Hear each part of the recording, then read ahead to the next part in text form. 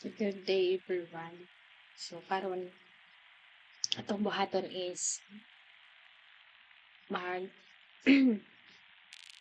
magbuhat ta og database setup. Akong gibuhat pinakauna is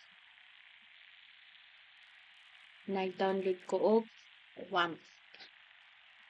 Nag-download ko og WAMP using this one sa file nga gihatag sa instructor. And then ako ning gi-download using this one.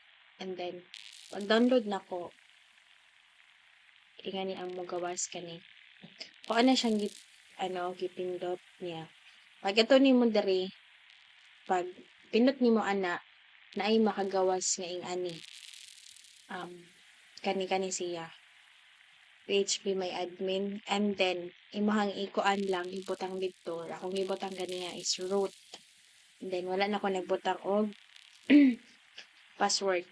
And then pagkahuman ako in gaganiha ni diretso dari So, yato ko sa database, and then yan is ang ilabas niya. Since ang task is pagkahuman og kuan login, moadto na mo direct na siya atong database. Niya pagkahuman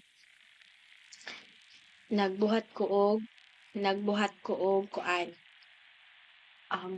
new, which is akong gipangalan is CMS nga database. Niya pagkahuman nagbuhat ako new, which is kani akong kuan nag-new niya CMS ganiha. And then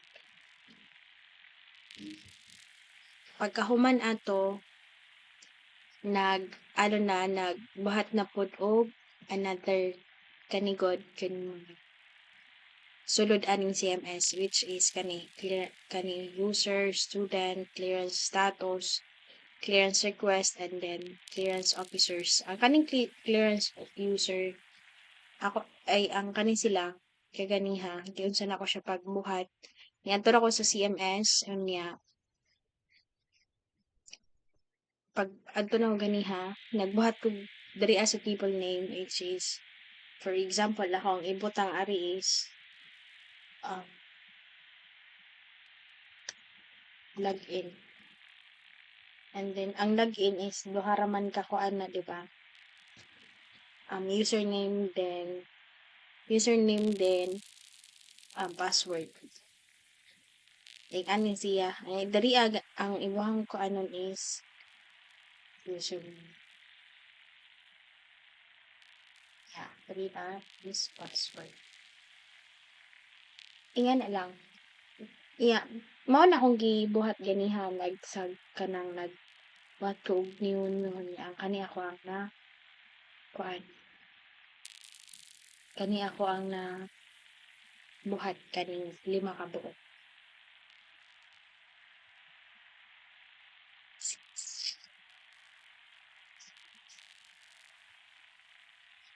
So, maura to akong na kuan ganiha.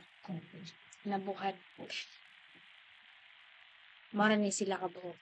1, 2, 3, 4, 5. Thank you so much.